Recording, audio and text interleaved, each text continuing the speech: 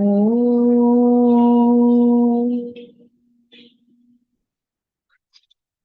Om. Om. Sahanavavatu, Sahanau bhunaktu, Sahaviryam karavavahai, Tejasvinavadhitamastu ma vidvishavahai. Om Shanti Shanti Shanti. Harihi Om Shri Gurubhyo Namaha. Harihi Om. Samasta Jana Kalyane Niratam Karunamayam Namami Chinmayam Devam Sadgurum Brahma Vidvaram Shri Chinmaya Sadgurave Namaha. Om Namo Narayanaya Tasmai Namaswami Tapovanaya. Hari Om. Today's lesson from Srimad Bhagavad Gita, Krishna's message to all of us, I would say is one of the most often quoted, most famous, a very inspirational quote. Just to hear it gives us so much utsaha, enthusiasm, and inspiration. It is one such quote. There are so many quotes you may say, but even as I say it, you will recognize and say, I've heard this so many times. It's one such quote. You can say a mantra. That is, first I'll say in Sanskritam, Udharet Atmana Atmanam. Na Atmanam Avasadayet. Atmaiva Atmano Bandhuhu Atmaiva Ripuratmanaha. Meaning, lift yourself by yourself. Do not let yourself down. Do not degrade yourself. You are your own friend and enemy. Right? Just even as we hear it, and the very simple, explicit meaning of it, what it conveys to it, just as we hear it itself is so motivational, makes us to be a more version, that is a better version, a nobler version of ourselves.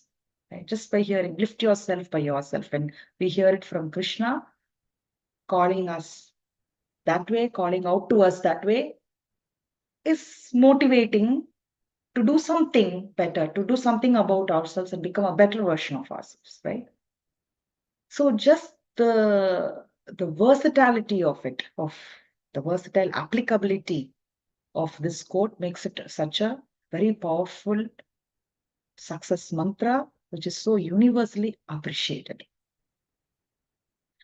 But let's try to reflect, analyze, and internalize and see what Krishna wants us to do with this message, how to use this message and work on ourselves. So, Udhret Atmana Atmanam. Lift yourself by yourself. The very word lift, it presupposes what? That either we have fallen from somewhere higher up and need to be picked up, lifted up, or we realize suddenly we are in a lower position, baser position, somewhere below right now, and we see something higher above where we can be better, where we can live better,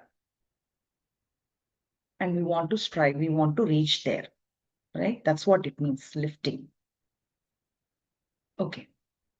If it is something physical where we have fallen from a higher position, or we see we are somewhere in a low-lying position in a plane and there is a higher altitude or a better comfortable place to go, and if we are physically able with able limbs, young and healthy, we can either do it by ourselves, or if it is a difficult path, a steep path, we can get help of a prop or a person to lift ourselves up, spatially, physically, right? Even otherwise in worldly, in life, if we take and we analyze where we stand right now, who we are right now in life as a person, and we realize that, there is something more that I need to do, to achieve, to become more successful. It could be education, it could be some degree or knowledge that I want to gain, a skill that I want to learn, I want to upgrade myself, upskill myself. Or it could be that financially, economically, I need to become better, more secure.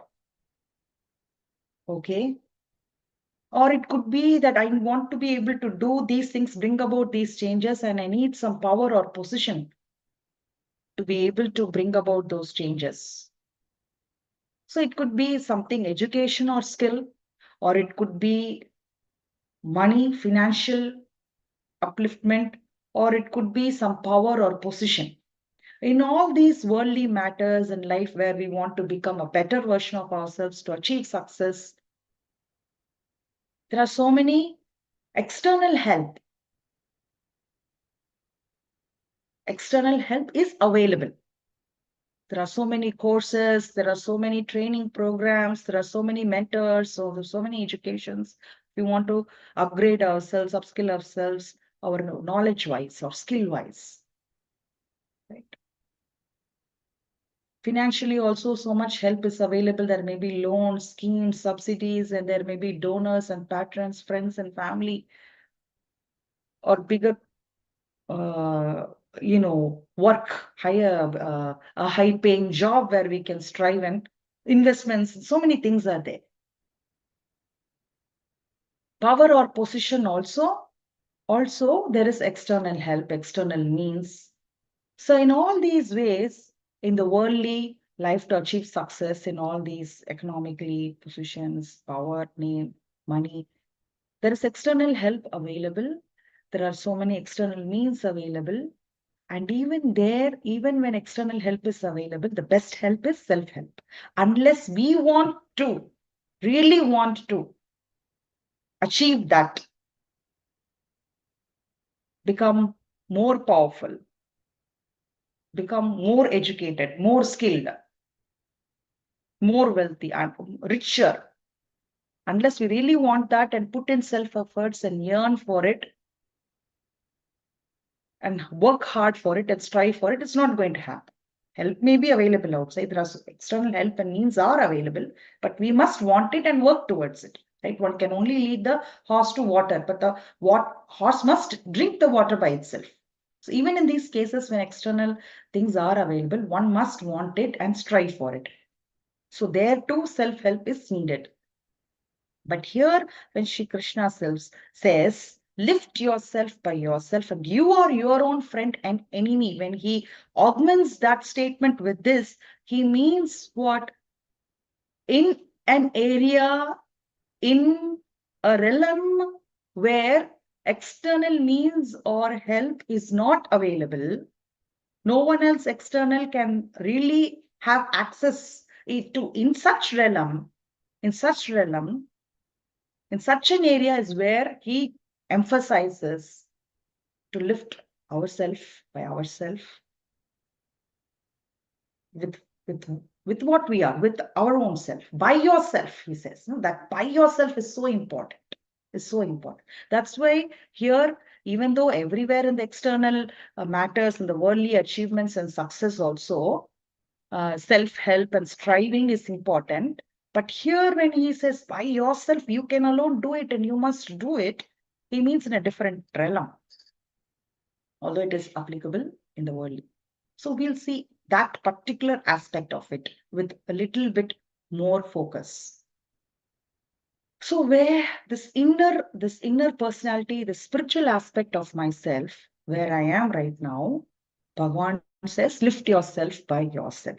Because that inner self, that inner core, that spiritual core, that personality of who I am, so that realm, no one else has access. No friend, no mentor, no family can come and help us there. Sometimes these very things, this education, skill, power, money, friend, family can become obstacles to it. Can become obstacles. Na karmana, na prajaya dhane, na tyage, na reke. Amritatva manashuku, Upanishad say. Not by any actions, not by progeny, not by friends, family, retinue, not by wealth, power, or position, but by tyaga, sacrifice. Sacrificing what? Sacrificing our baser, lower, lower self, those lower tendencies, those likes and dislikes. By sacrificing those impurities that we have in ourselves, that is the only way to lift ourselves. So we can say, why do you say I have to do by myself? Isn't there Guru to help us? Isn't there Gita scripture? Isn't there God, Guru, Gita? There are scriptures, there are spiritual sadhana, so much spiritual techniques are there to help us. Yes, it is true, they are all available and looks like an external source to help us, but they are much more internal than an actual external source. And even though they are all available, they can only be a secondary aid, unless we truly want to work on this aspect and attain that spiritual attainment, that spiritual progress, and become a better version of who I am, and strive for it, and honestly look at myself and analyze it. This even Guru or God, nobody can help us, right? See, even see in Krishna's case, in Arjuna's case, Krishna was right there. God himself, Bhagavan Swayam was there. And still Arjuna broke down, didn't he? He was going to degrade himself by running away. And who was responsible for it? Could he at that time really mean Kauravas or blame Bhishma or Drona or Kauravas or this or that or Krishna himself? And he was doing that. He was blaming all of them and he was blaming Krishna also for his downtrodden situation. And he was going to further degrade himself by running away. Who's responsible? His own self, his own mind. Because of a misunderstanding and wrong conduct, he was going to degrade himself, pull himself down. Even with Krishna there. So only with right understanding and right efforts and right conduct can we really uplift ourselves. Guru, God, everybody may be right there, always there, eternally present, everywhere, ever with their open arms to embrace us and lift us up. Yes. But we don't recognize that. No, who's stopping, who's blocking? It's our own mind who's turning away from all that divine help that is coming. Isn't it? So that's why, because in so many places in Gita, Shri Krishna says, Teshamaham samudharta mrityu samsara sagarat, I will uplift you, or dadami buddhi yogam tam, I will give buddhi yoga, yoga kshemam vahami. I will take care, I will take care. He says in many places, yes, and he does take care. But this is one place where he has stressed and emphasized fully 100% on self-effort, purushartha. All this help may be available. I myself may be physically there for you, but a lot of self-effort is needed. That willpower is needed. And it depends entirely on you. It pushes that responsibility on us, calls us to get up, take charge of our own life, take up that ownership, and not blame such and such a person or our life or our karma or God or this or that, but take charge. So now we understand, even though this is versatile and universal, let us focus on the spiritual aspect of us and see how this message, this lesson, we can use to lift ourselves up by ourselves spiritually, right? So the first step, the very first step is to be aware that we are in a fallen state. And we could be somebody, a better, much better, nobler version, and we are not that yet, right now. That is the first step, to be aware. Unfortunately, most of us are not even aware of this this aspect, no, the spiritual core within us, that aspect nobody is even aware of who we are and what state we are. Nobody is aware. Nobody is even paying attention to it. Very few people are paying attention to it, isn't it? Because that aspect is not perceivable to the outside world. How does the outside world perceive us? And how do they judge us? Oh, this person has studied so much. Where? In Yale. Oh, you went to the US and did your degree there. Wow. Oh, you know AI and all this technology, you know this, that. So our educational skill and external talents, that they perceive and judge us by that, by our money, status, right? By our power and position. That's how they perceive us, judge us, and respect us. See, call us as a success or a failure based on those factors because it's perceivable, because everyone else just perceives and judges that and respects that. We also give importance to those aspects which are perceivable. But as a person, who we are, how many we have helped, or how much we have grown, how true we are to ourselves, and all those aspects, right? How peaceful I am, how truly happy I am. Those aspects we are not even paying attention to because that's not visible, no, to others. Nobody is going to care.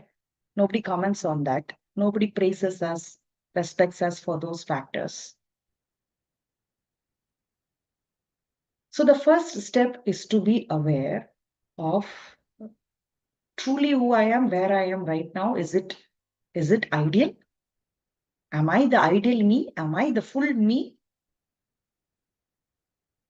If you're not even aware of, if you're happy, yeah, I'm happy this way, or I think at least I'm happy this way, then nobody can help. No, then even Krishna sitting there right next to me cannot help. Happy slave is the worst enemy. That the biggest struggle our freedom fighters had was to make people aware of the fact that you may get trains or schools and thing or job, and you may think it is all because of the British government. But what is the point? You are a slave. You are a slave. Become free. You can rule yourself the way you want. These are our enemies. You have to fight. So that awareness, creating that awareness and inspiring us to become a better, to want to strive, to make us to strive. That was the biggest struggle. That is the struggle that Guru does with us. He is the one who makes us aware. You think you are happy or successful, but there is always an inkling of some incompleteness and limitedness and helplessness within. And when that little helplessness comes and we are also seeking for some guidance or help and looking here and there, at that right time, by our previous good karma, by Guru's grace, God's grace, with the help of a scripture or satsang, we become aware. That is the first step. Oh, this is what it is. And that's why I'm feeling incomplete. That's the first step, to be aware that I'm in a fallen state. I'm not the real who I am. But with that first step alone, that's not enough. Not to be aware is one thing. The second step is to have that willpower to let go of the lower within me. See, there are these two things within each one of us, both the divine and the base, the Devi Sampat and the Asura Sampat. Both are within me. Both are within me. That's why we say nobody else has access. To lift yourself by yourself means to lift. It's not an external lift that I can achieve or strive for with the help of others or through physical means.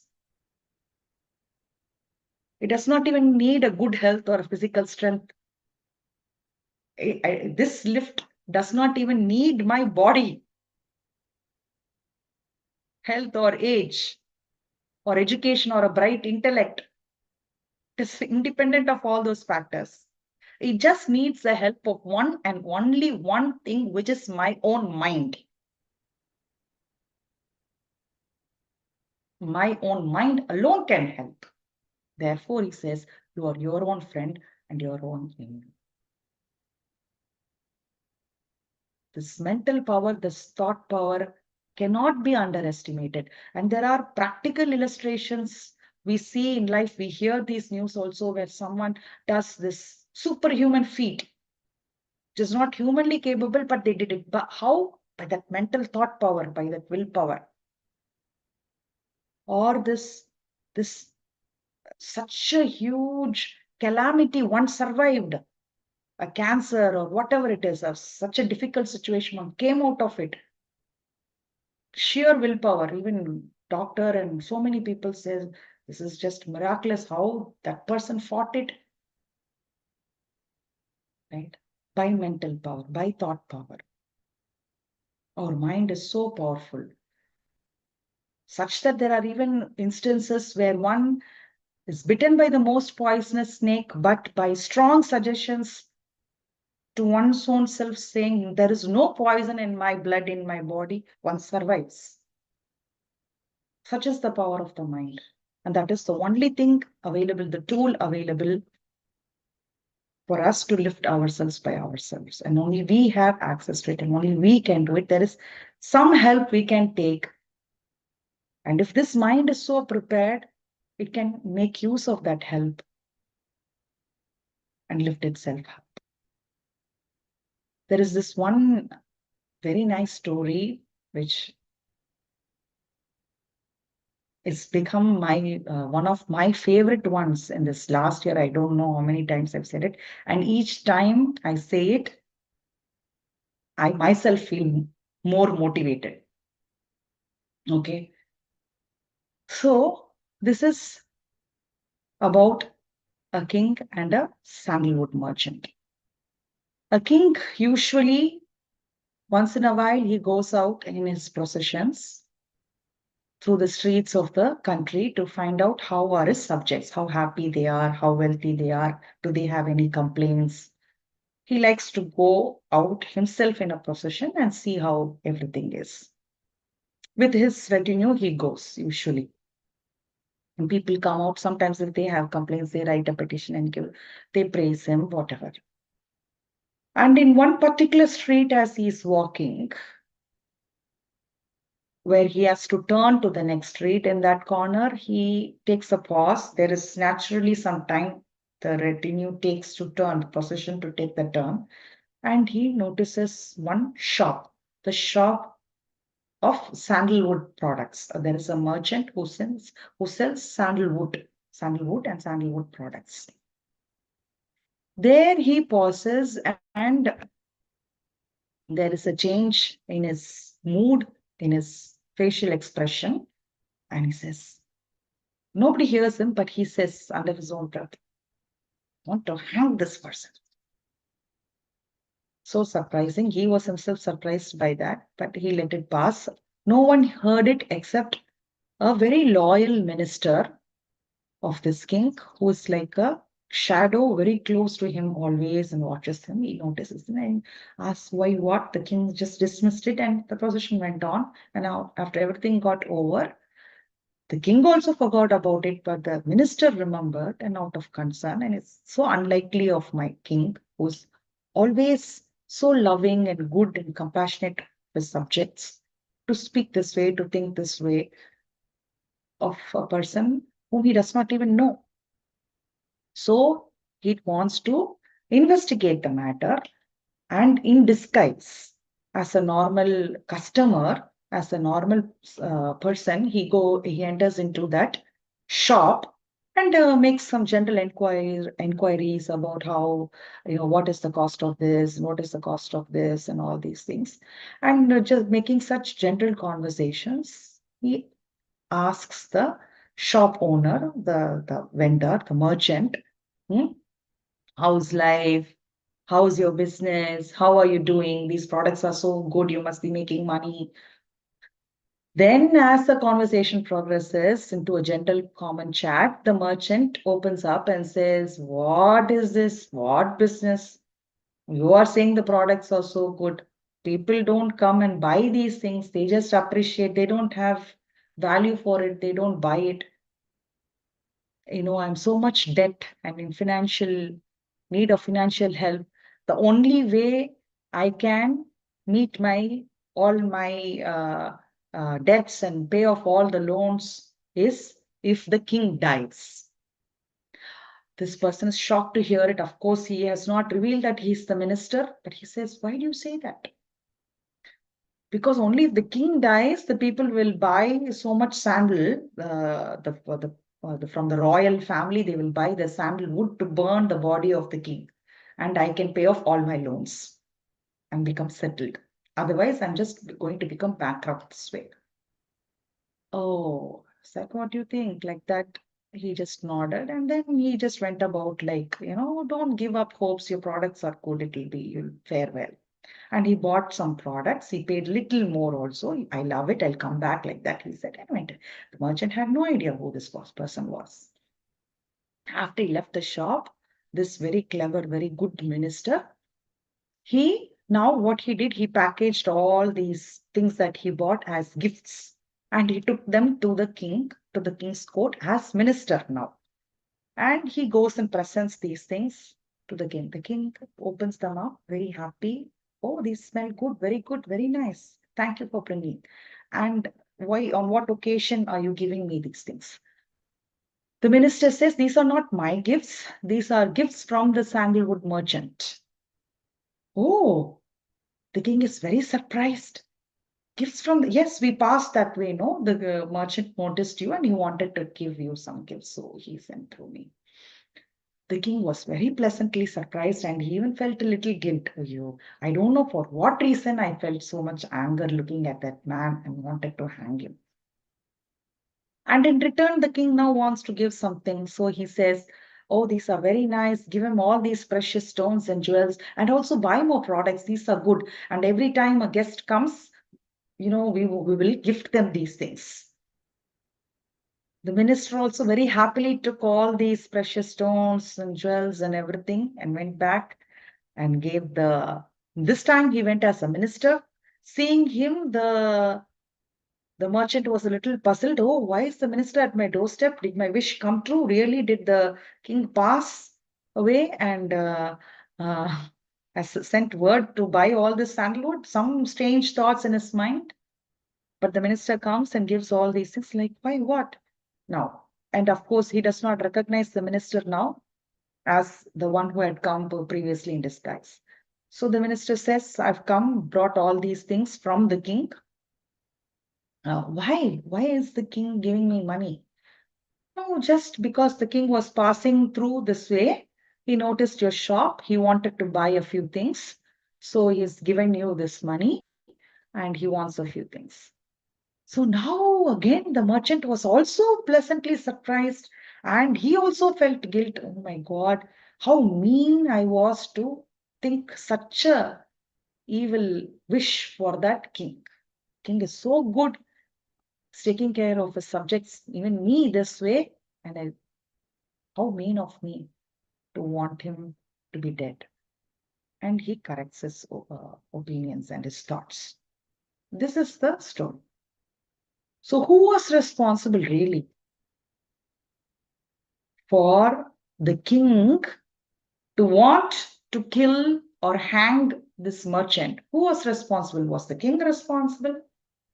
The merchant himself, his own negative thoughts of violence, thoughts of negativity that he only mentally thought towards the king was the cause for his degradation, right? It was about to kill him. Whereas when he corrected his own thoughts, that uplifted him.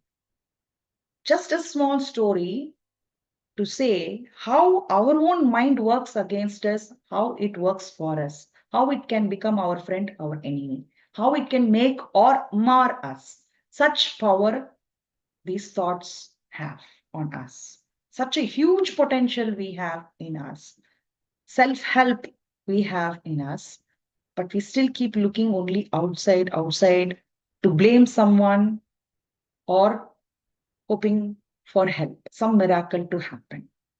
God says, I have given you this genie called the mind, with which you can make such a beautiful version of yourself. You can become a superhuman, you can become me, you can become God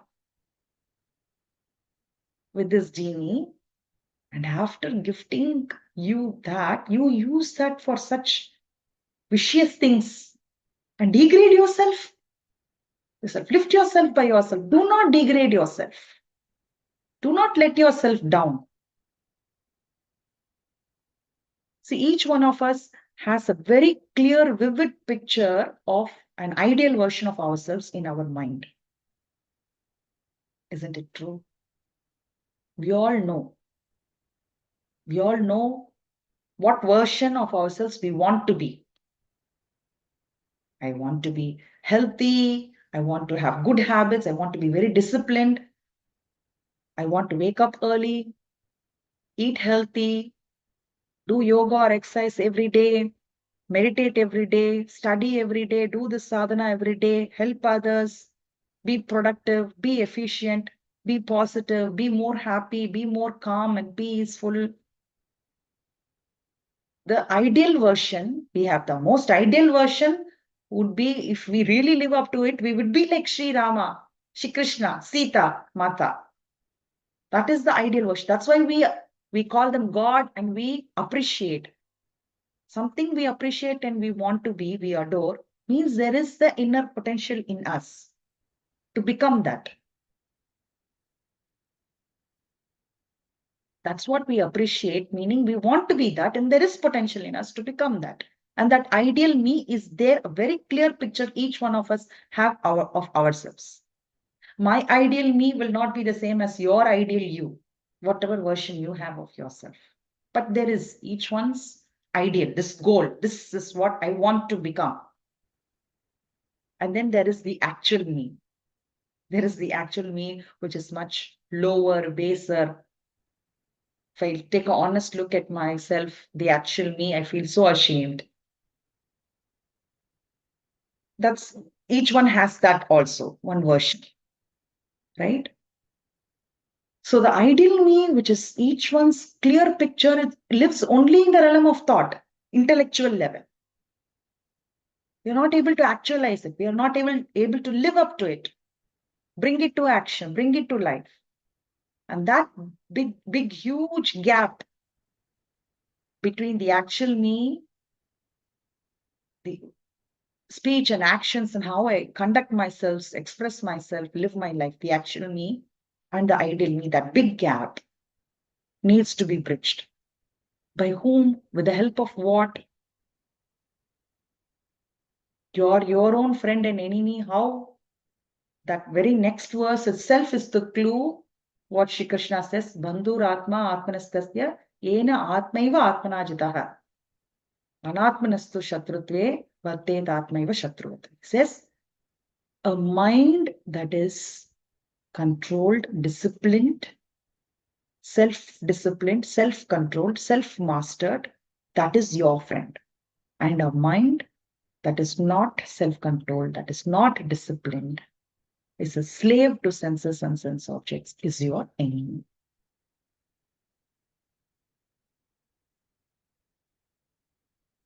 So befriend your mind.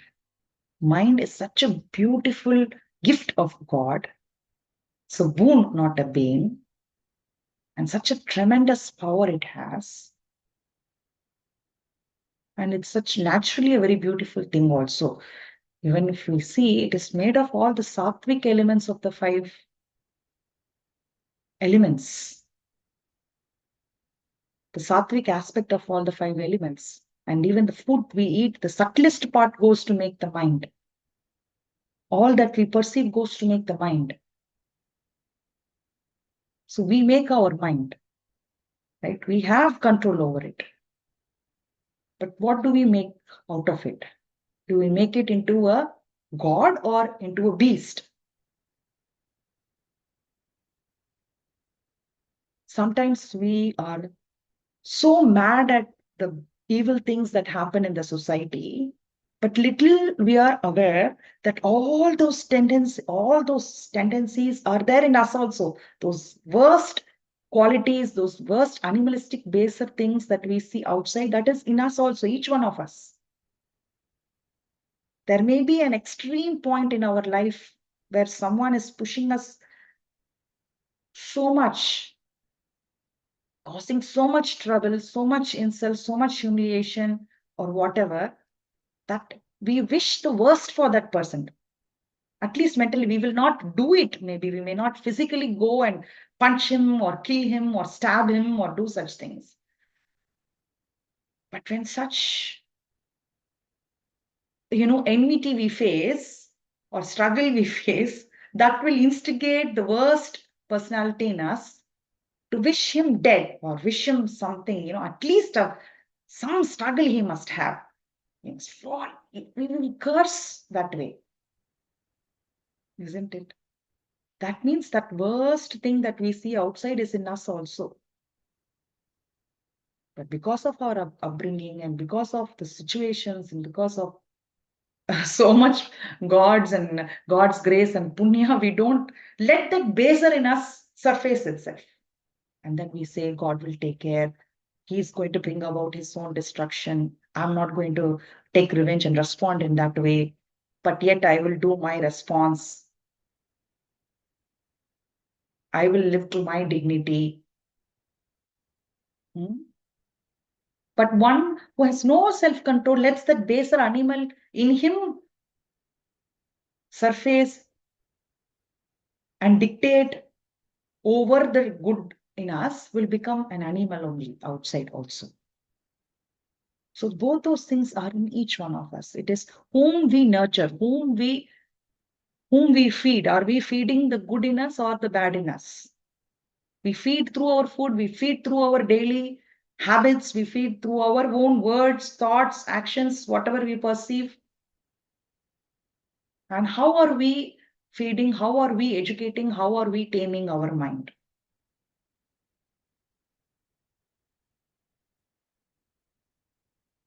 That is what matters.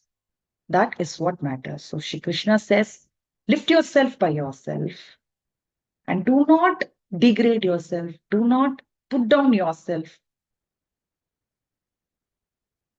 We should not let ourselves down. That is, there are so many people outside who can judge us and say you are a good person or a bad person, you are this or that. But more than looking good in the eyes of others or being appreciated by others, we should take an honest look at ourselves. We are our own best, true, honest judge. We should not judge ourselves by the report card that others give us.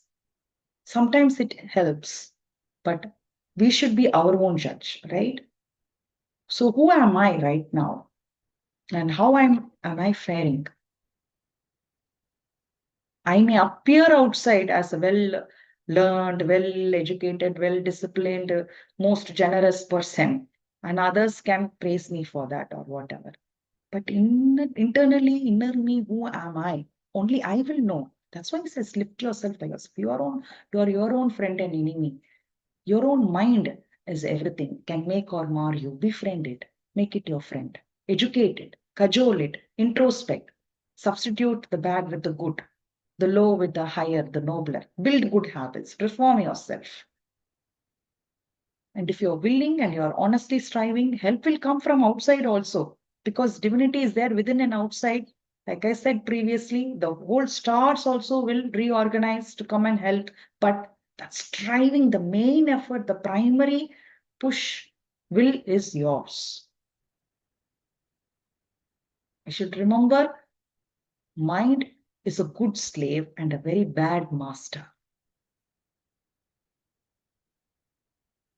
So order it to do this or that. Order it meaning befriend it and guide it in the right way.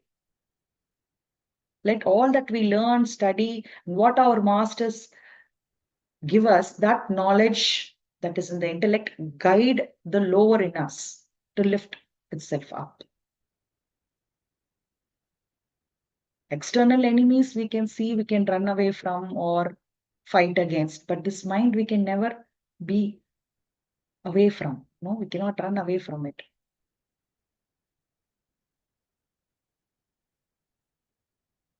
An actual any external enemy cannot also hurt us if we do not allow them, if our mind is strong.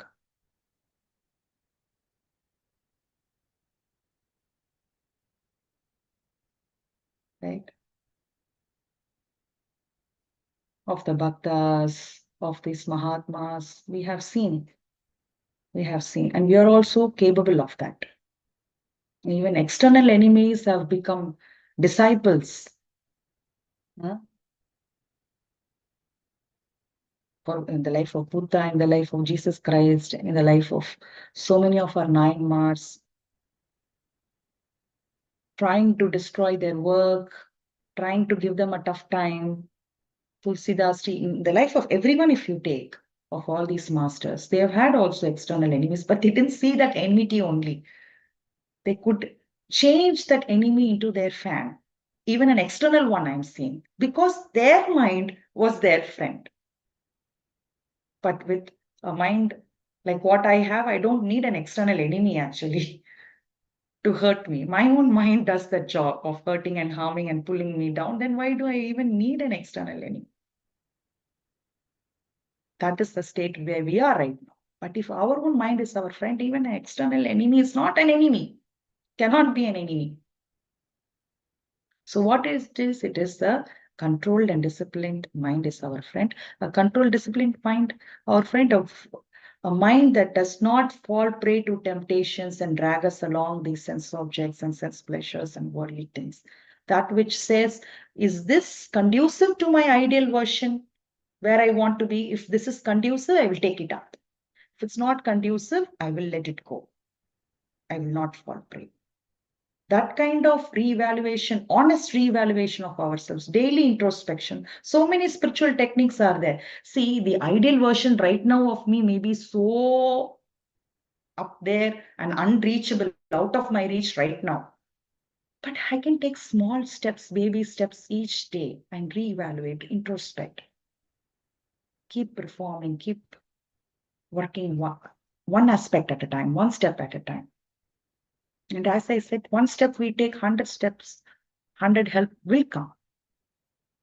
More inspiration you will feel. See, small things, even physical things that we do to reascertain, right? That is the ideal health I want to be in. Take some small steps. Take half an hour every day and make up your mind to do this. Yoga, do it. That ideal version I may or may not achieve. That is not the goal, but striving every day consistently with sincerity and regularity is my goal. Eating right, moderation in sleep, work, and entertainment. Every day, sincere and consistent efforts towards my spiritual sadhana. This much time of swadhyaya, this much time of sadhana. And what happens, if you are consistent, initially we may not even enjoy it, we may not even like it. It may look like we are forcing ourselves to do it, but then it grows on us. And it becomes something like if one day I don't do this yoga, or one day I don't say my prayers because I had this personal thing to do that, then you feel a little disturbed. You want to cope up and do it the next day. By those sincere, consistent efforts, it becomes our good habits, and habits, first we make habits and then habits make us.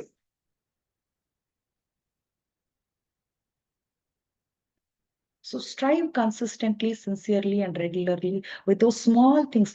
Imagining the gap and seeking others' help and outside help and blaming the God or blaming the family and the situations which is not helping me to be spiritual or to be better me, that is all not going to help. You have this time, you have this life, you have your mind. Keep those small targets and keep working every day. The next steps will become clear unless we become perfect in the small step that we have taken. We cannot take the next step. No? If it is 15 minutes of sitting and reading something undisturbed without any external thoughts and reflection on it, that will go a long way. 15 minutes of quietude with God, right? Just focusing on one thing, just that Om chanting or Om Namo Narayana chanting. Only that I will do 15 minutes. Initially, my mind may bring in a lot of other thoughts, and I think, why I sit there and do all base things, base thoughts come. Normally, working also, such evil thoughts don't come, but sitting there, these negative thoughts come. Doesn't matter. Keep at it, keep at it.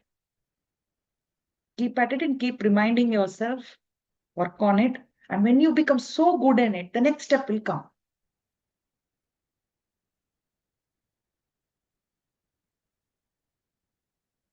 And beautifully, Bhagavan has placed this in the 6th chapter, in the beginning of Dhyana Yoga.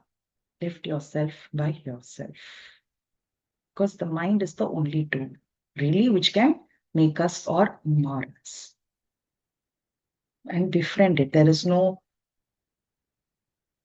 greater friend than our mind or a greater enemy than our mind. So better we befriend it because we can never be away from it.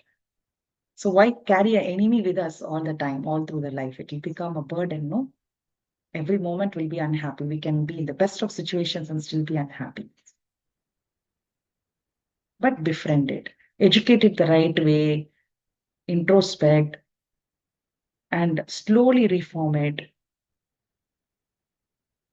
That's the thing. That's the message. Very inspiring and very, very universal, all-time favorite of all of us.